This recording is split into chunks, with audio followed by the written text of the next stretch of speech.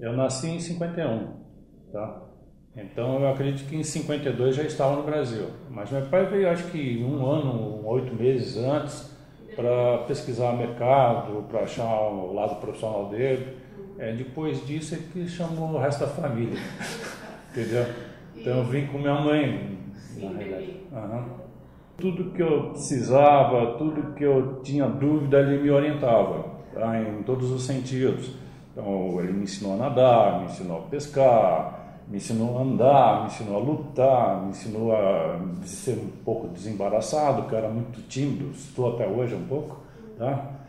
E ele me ajudou em muita coisa, até a parte intelectual me ajudou muito. Então ele me ajudou muito na vida. Tá? Meu pai ele sempre foi muito esportista quando ele era jovem, né? Então, segundo que me contam, até uns 38, até uns 40 e poucos anos e antes, ele fazia caça marina, fazia judô. Então ele praticava muito esporte, tinha um físico bonito, tá? Infelizmente eu não puxei ele, tá? Mas ele é um homem bem excelente, bem ágil. Tanto é que eu aprendi a nadar, mergulhar, fazer caça submarina com ele, tá? Andar, fazer muita pesquisa. Por exemplo, ele fez um mapa de Ubatuba, e esse mapa de Ubatuba exigia que a gente tinha que passar ali no meio do mato, andar em algumas caminhadas que praticamente ninguém passava. Ele acabou fazendo um mapa de um litoral norte de Ubatuba. Fez todinho, né? Fez todinho. Nós ficamos lá quase 6 meses, indo todo fim de semana para aquele lado de lá, que era deserto, era em 63, 64, mais ou menos. Então não tinha nada. A gente tinha que se informar com os caiçaras, com os caboclos. O meu pai, ele sempre gostou muito da natureza, ele era um desbravador, e em 1952 ele fez uma casa, mandou construir uma casa numa praia absolutamente deserta, em Ubatuba, na praia de Enseada. Essa praia tinha pouquíssimas casas e tinha um pequeno posto policial de apoio a presídio da Ilha Anchieta. Era ali porque a Ilha Anchieta era presídio. E foi presídio até 55. Em 55 ela foi desativada. Quando a Ilha Anchieta deixou de ser presídio, foi aberta a possibilidade de se pescar. E realmente aquilo era um santuário, porque ninguém podia chegar perto por causa dos presos, então havia peixe adoidado. E justamente começou a aparecer uma turma de franceses que gostavam de pesca submarina ou caça submarina. E eu conheci esses franceses, entre os quais estava o Lambarot. Eu conheci o Lambarot em 1956. Eu nem pensava em entrar na roda. E fazíamos uma turminha, meu pai tinha barco grande, então nós íamos no barco do meu pai e se pescava. Eu nunca fui um grande mergulhador, porque naquela época se pescava só em apneia, não tinha as bombonas de oxigênio e tal. Então quem era bom esportista e tal, conseguia descer 8, 10, até 15 metros. Eu ficava nos meus 3, 4 metros e nada mais. E se pescava bem, pegava um peixe. Foi aí que eu conheci o Lambarot. E o Lambarot tem uma faceta que foge totalmente à área cosmética. Ele era um grande observador do peixe e tal. Ele desenhava. Fazia muito peixe também. A partir da hora que eu começou a pesquisar a parte de peixe também, então ele pegava, fazia um quadro todo especial e ele fez vários tipos de peixes, tá? Então começou a pintar peixes em quadrinhos, tá? Pescadores, homens puxando rede. Então aí ele voltou mais para esse lado também. Meu pai ele tinha todo um esquema, ele era bem reservado. Mas eu conhecia meu pai, então eu já sabia como lidar, como chegar, tá? Até as peripécias que eu fazia, as besteiras que eu fazia, inclusive ele me dá uma orientação, ele nunca chegou a ser agressivo, bem pelo contrário, sempre me orientou bem com palavras, tá? Ele dava bastante cobertura. Eu aprontei muito na minha vida e, olha, ele nunca levantou a mão para mim.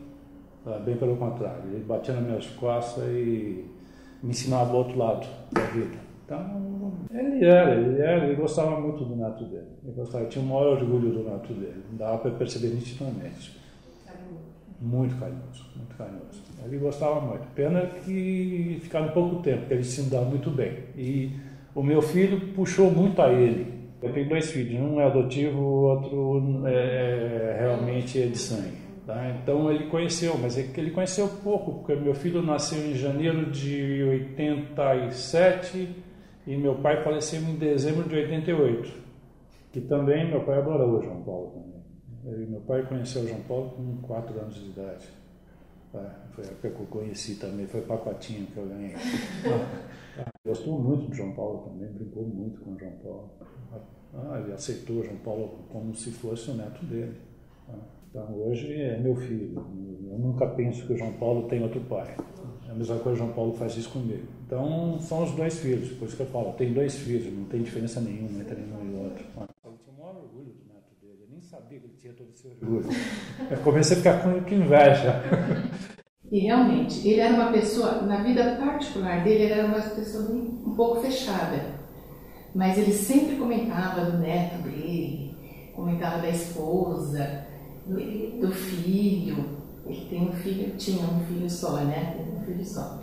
Então sempre comentava da família assim, de uma maneira mais reservada, mas sempre comentava, às vezes mostrava umas fotos do netinho, sabe? Então ele era sempre afetuoso, ele era assim.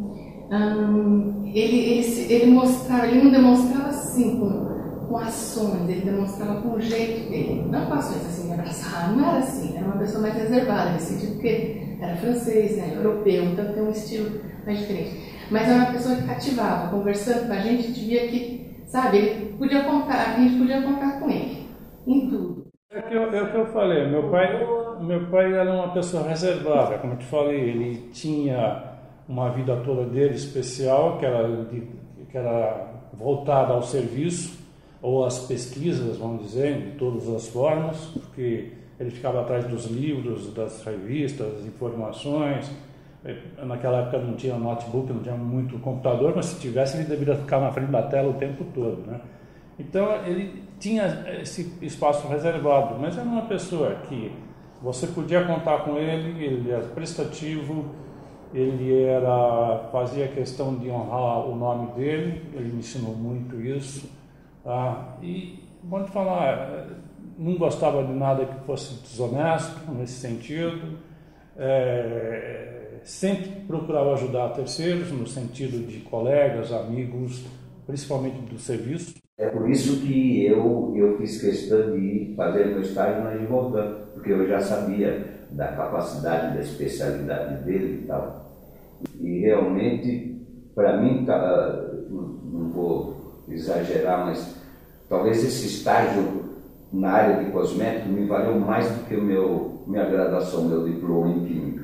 E eu trabalhei exatamente o que o senhor falou.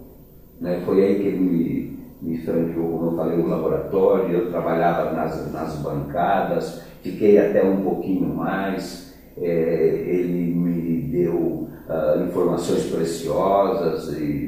Ele era passivo, mas ele só falava quando perguntava, tá? Agora, quando ele sabia do assunto, ele ia do início ao fim, né?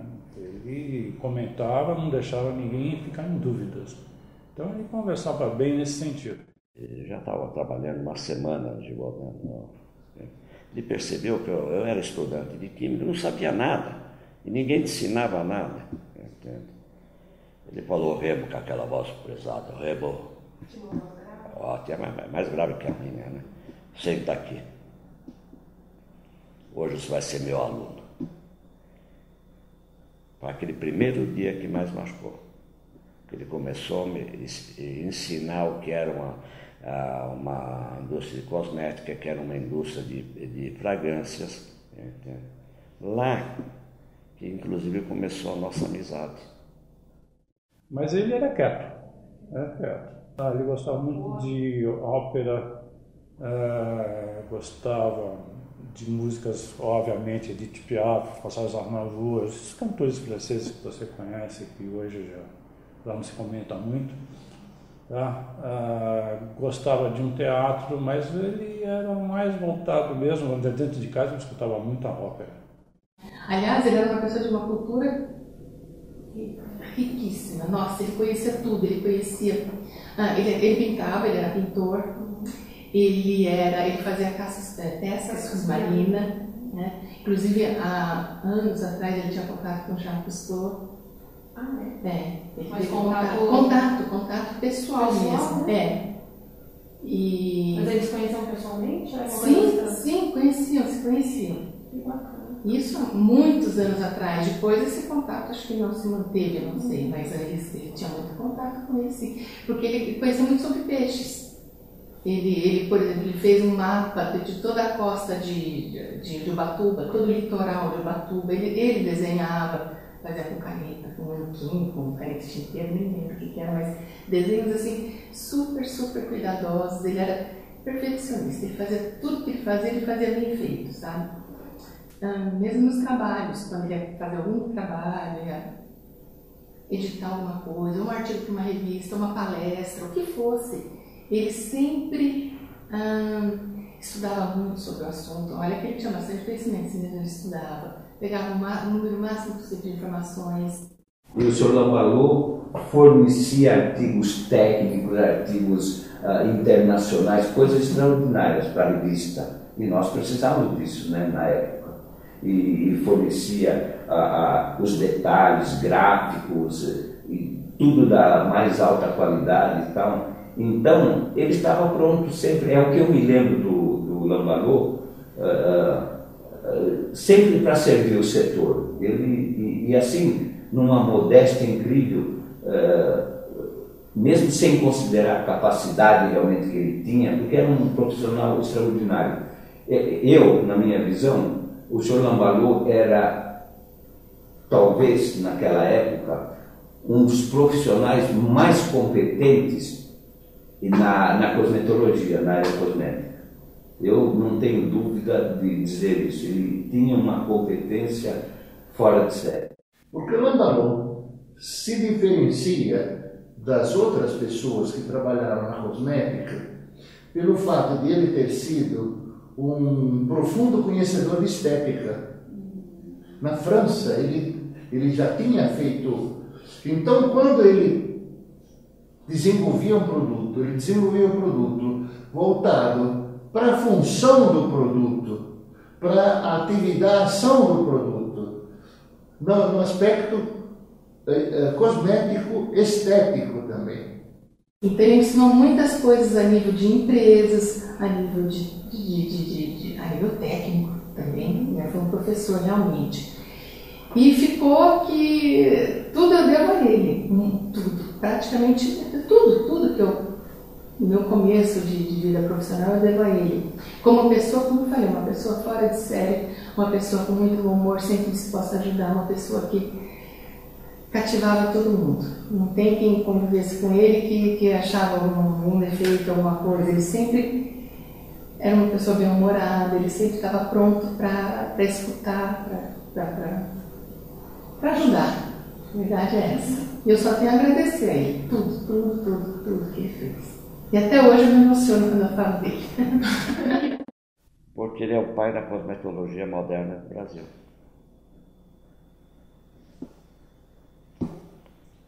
Foi fundador também da Associação Brasileira de Cosmetologia. Né? Não sei se ainda existe o auditório, era o nome dele. Parece que sim. Nessa época eu era da associação. Entende?